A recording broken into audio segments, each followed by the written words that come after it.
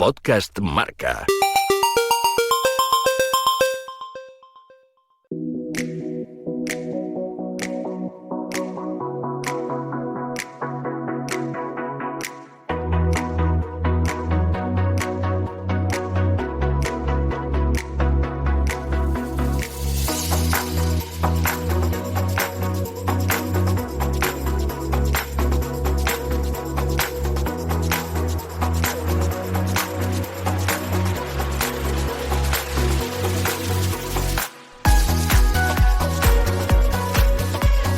Es verdad que cada uno poco a poco vaya mirando a cómo va a arrancar el año 2026. Es tiempo de conocer calendarios, de ir haciendo las primeras concentraciones. Las vacaciones se van terminando para muchos corredores y hay muchos también que están embarcándose en nuevas aventuras. Es habitual ver en las redes sociales esos tweets de bienvenida y despedida para muchos de sus ciclistas. Será sobre todo el día 1 de enero, es tradición en el ciclismo, el hecho de ver nuevos maillots, fotos de ciclistas con nuevos colores, pero está prácticamente todo el pescado vendido a estas alturas del mes de noviembre. Como comentamos siempre, el mercado ciclista oficialmente se mueve a partir del 1 de agosto. Extraoficialmente, prácticamente desde la primavera se empieza a mover o se empieza a negociar. Si lo añadimos un poco, o sea, si lo alargamos un poco, yo diría que casi desde inicios de este año, desde inicios de 2026 vamos a estar viendo movimientos en la sombra pensando en las plantillas de 2027. Y eso es más o menos la realidad del mundo de la bicicleta.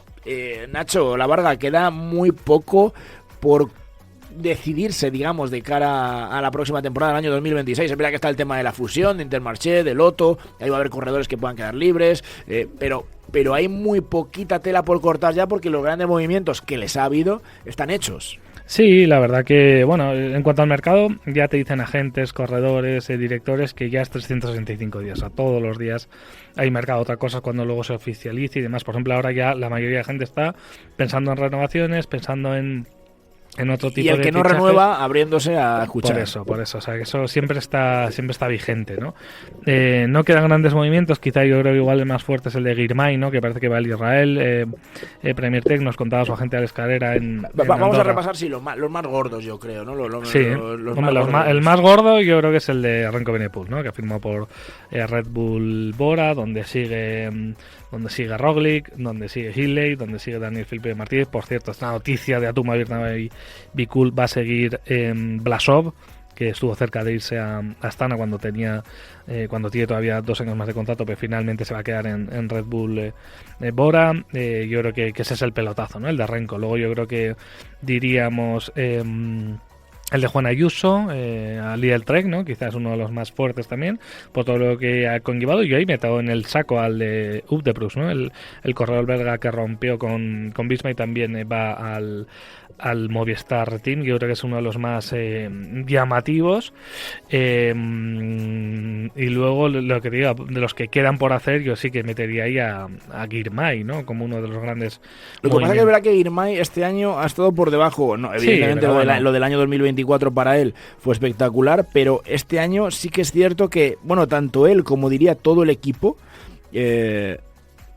ha estado por debajo de las expectativas. Es verdad que es un corredor con margen, con edad, con credenciales para poder fichar por cualquier equipo. Y yo te digo más, me parece que el conjunto de Israel se le queda pequeño. O sea, yo pensaba que era un corredor que podía aspirar a otro tipo de equipo, pero... Bueno, pero son este tipo de situaciones. Ahora Israel ya sabemos la situación que está, el sueldo. Yo creo que es una operación buena para todas las partes, ¿no? Y luego la renovación de Matthews recientemente por Geico, que también pues puede ser una noticia, no sabiendo que ha sufrido esa enfermedad y que está en una situación un poco extraña. Pues bueno, esa renovación también. Y Geico que fichó a Ackerman también. También, que sale precisamente del Israel. Precisamente dejando un hueco de velocista, ¿no? Y bueno, yo creo que este año ha estado bastante bien el tema de los fichajes, ¿eh? Recordamos que Movistar, por ejemplo, ha fichado a 3 españoles, a Rubier Adrià, a Raúl García Pierna, a Juanpe, que se hizo también con el fichaje de Pavel Novak, que su hermano va a la Academy, del de de Brooks. Y por ejemplo, mira, aquí yo sé que al Movistar a día de hoy también se le está ofreciendo algún corredor. Ellos siempre han tenido la idea de cerrar la plantilla en 27 corredores, que son los que tienen ahora, pero todavía pues ahora surgen un poco estas gangas del mercado, ¿no? Porque tú hablas con los agentes y te dicen que es muy difícil, sobre todo para los corredores veteranos, 28, 29, 30, que los que se quedan ahí veteranos, y ya son veteranos y lo tienen complicado, como por ejemplo es el caso de Herrada, que por ejemplo se ha quedado sin hueco en Cofidis, quiere seguir y a ver dónde se hace un hueco. Guerreiro, por ejemplo, el corredor de Movistar sin equipo y lo tiene complicado. Gaviria está en una situación similar fuera del Movistar y lo tiene complicado. Pues a mí Jesús Herrada es un corredor que manteniendo el nivel sí que me parece que puede tener. Sí, pero todavía ha tenido un año, el último este año no, claro, este muy año flojo. Y por eso te digo, pero que claro, tener la edad que tiene ya se te complica todo, ¿no? Por ejemplo, está también Enecoy Chazparren, que es jovencito, que ha tenido problemas de salud, que no va a seguir en el Q36.5 y que probablemente vaya en Continental Italiano. Está el tema de Chávez, que está todavía por ajustar. Mira, yo por ir repasando también, ¿no? Es que a mí hay nombres que me llaman mucho la atención. En primer lugar, en modo equipo, por fijarnos empezando por lo gordo, porque al final son los equipos que mueven todo. Tú has hablado antes del fichaje de Renko Evenepoel. Antes de que se me olvide, José, que hay uno importante. Paco Mancebo, sabes que prácticamente lo hemos dado por retirado porque puso ese mensaje de despedida de Japón. He estado hablando estos días con él y me ha dicho que tiene muy cerca seguir y que probablemente en estas fechas conozcamos que Paco Mancebo, el abuelo del pelotón, sigue en el ciclismo. Vamos a ir viendo equipo a equipo. A mí me llama mucho la atención, por ejemplo, en cuanto a Visma y UAE, no es un año de grandes movimientos. Es verdad que, por ejemplo, Piganzoli, ¿no? va a Visma y Armirail son corredores que yo creo que pueden reforzar un poco el bloque. Es decir, los líderes está claro quiénes van a seguir siendo en todos los equipos, pero bueno, pueden reforzar el bloque. Y el fichaje de Cosnefroy, por ejemplo, por UAE, sí que me llamó la atención, porque es un corredor ya veterano, llegando a la treintena, que es verdad que en el último año tampoco ha hecho un gran 2025 y me llama la atención, ¿no? A ver hasta dónde puede llegar. Y a partir de ahí, claro, de los, digamos, del top 4, luego Ayuso y Evenepoel de Bora y de Lidl son los que más emocionan, porque Soudal, digamos que vuelve un poco a la esencia antigua, ¿no? A un poco más a las clásicas, con Stuyven, con Van Barle, con incluso Dainese. Es un poco volver a su vieja esencia una vez que pierden a Evenepoel. Sí, bueno, yo creo que más o menos los equipos se han reforzado con lo que tú dices, ¿no? Pero creo que el caso más llamativo es el de Soudal, que en los últimos tiempos había reconstruido a equipos de grandes vueltas, sobre todo con Renko, pero fichando gente como Landa precisamente para apoyarle y para estar, y ahora pues vuelve un poco a las clásicas, que aún así creo que Soudal ha sido el tercer equipo o cuarto con más victorias de la temporada, que me parece una barbaridad, ¿eh? Sí, pero es verdad que yo creo, ¿no? Que Mañer y demás ganan, pero por lo que sea, sí, por lo que sea. Digamos que han perdido victorias de primerísimo nivel y ahora son a lo mejor de primero y segundo nivel. Antes eran intratables en las clásicas top, ahora un poco más perfil medio. Por lo que sea, pero al final están ahí, ¿no? Y yo creo que es de un mérito tremendo con todo lo que han vivido, con todo lo que han sufrido, que sigan absolutamente ahí en la pomada. Pero bueno, luego, por ejemplo, Visma, que pensamos que se ha podido debilitar, es que este año te ha ganado dos grandes, ¿no? Que es una auténtica burrada lo que ha hecho Visma. Y que al final eso, fichas fondo de armario. Armirail claro, ha hecho un temporadón, claro. Piganzoli un temporadón. ¿Qué haces? Te liberas de Ed de Brooks, que es un corredor que había dejado dudas en los últimos años, que tenía un sueldo muy alto, y por ejemplo Attila Walter, que es un corredor que a mí me llama mucho la atención que lo hayan soltado, porque hace 2 años sí hizo un buen año. El húngaro que se va a Bahrein, ¿no? Que es otro equipo que no termina de dar con la tecla. Bahrein está buscando ahí, ¿no? Por dónde tirar, y a mí me parece que el fichaje de Attila Walter es llamativo. Me llama la atención también el fichaje de Kevin Bokelen, un top 10 del Tour de Francia que ha hecho muy buen año, que va a Ineos, que es un poco equipo también en ese también camino. A ver hacia dónde apuntamos, porque los mejores días de Ineos pasaron,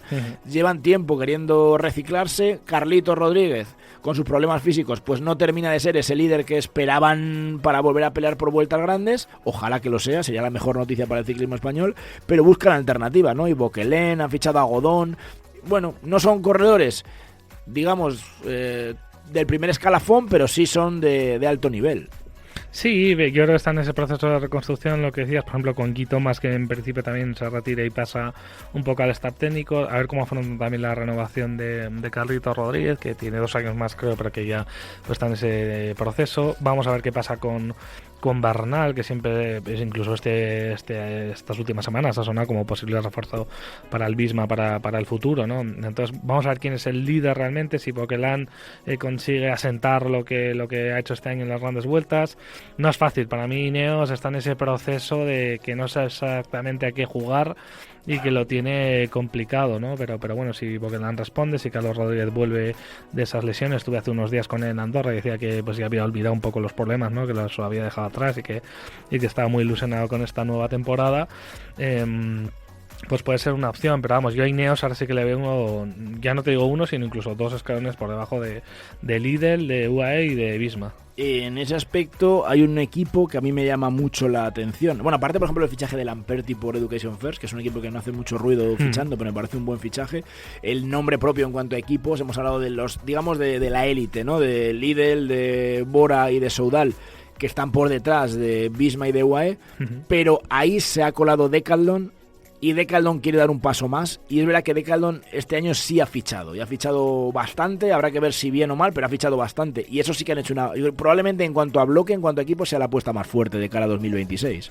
Sí, porque es lo que tú dices, ¿no? Están sabiendo aprovechar ese dinero y luego tienen, para mí el nombre, el gran fichaje es Paul Seixas, ¿no? Que no es un fichaje nuevo, pero claro, ya lo tienes, lo mantienes, después de lo que hizo en el europeo va a tener una moral tremenda. Es decir, es uno de los grandes equipos que se ha reforzado a todos los niveles y que este año tiene que dar un paso adelante, que luego es complicado, que luego los resultados, a ver, o cómo gestionas esos egos, etcétera, etcétera, que lo vemos en el mismísimo UAE, ¿no? Por ejemplo, que tiene a los mejores y muchas veces no es sencillo gestionar esos egos, lo hemos visto en el caso de Juan Ayuso, pero sí, de Caldón se espera que dé un paso adelante importante por lo que fichan y por el paso adelante que tienen que dar los hombres que tienen. Richitello es un corredor que habrá que ver, ¿no? Yo le quiero ver fuera de la Vuelta también, es decir, hasta dónde puede llegar este chico. Es otro de esos corredores con muchos interrogantes. Olav Koig es un fichaje en el que has gastado dinero. ¿Qué te puede dar rodeado de un treno, digamos, relativamente fiable? Bueno, sí, pero mira, hablando de esto que no tiene nada que ver, pero hay que ver los calendarios de las grandes vueltas, que yo creo que este año sí que va a tener chicha, porque Pogačar lo dijo en marca, ¿no? Quiere Tour y Mundial. Vingegaard parece que va a ir al Giro y al Tour. Ayuso dijo en marca que va a ir al Tour y a la Vuelta en principio, que es lo que quiere. Roglic ha dicho en marca que va a ir a la Vuelta. Es decir, yo creo que se queda un panorama ahí bastante chulo, porque el Tour, aunque luego vayan todos, pero de momento solo dejar un poco a ver cómo cohabitan también del Toro, el Lipovic y Evenepoel, a ver qué pide del Toro, porque del Toro pedirá comida también, es decir, sí, pero que imagino que le darán el Giro, oye, vete a ver si eres capaz de ganarlo. Giro Almeida van a tener Giro Vuelta, ¿no? Para ellos, y en el Tour van a estar con Pogačar, que Pogačar parece que no va a ir a la Vuelta, ¿no? Pero bueno, yo creo que eso sí que nos va a hacer unas 3 grandes vueltas espectaculares, ¿no? Y con Roglic me parece una notición que venga a la Vuelta, porque tampoco va a haber tanto la Vuelta, no va a estar ni Vingegaard, ni Pogačar, ni probablemente Renko. O sea que la Vuelta va a ser para Roglic, para Del Toro, para Ayuso, para Almeida quizá, para algún Yates, es decir, que va a estar abierta ahí la Vuelta en ese sentido, porque no va a estar Pogačar, ni Vingegaard, ni Renko. Vamos a conocer a finales de diciembre, del 17 de diciembre, si no recuerdo mal, es la fecha prevista para la puesta en marcha del recorrido de la Vuelta a España 2026, saliendo de Mónaco, presumiblemente acabando en Canarias, como ya hemos venido contando, así que hay muchas cosas todavía por delante. Pero esto es el mercado, y el mercado se va a seguir moviendo, y te lo vamos a seguir contando, por supuesto, a tumba abierta, by Be Cool.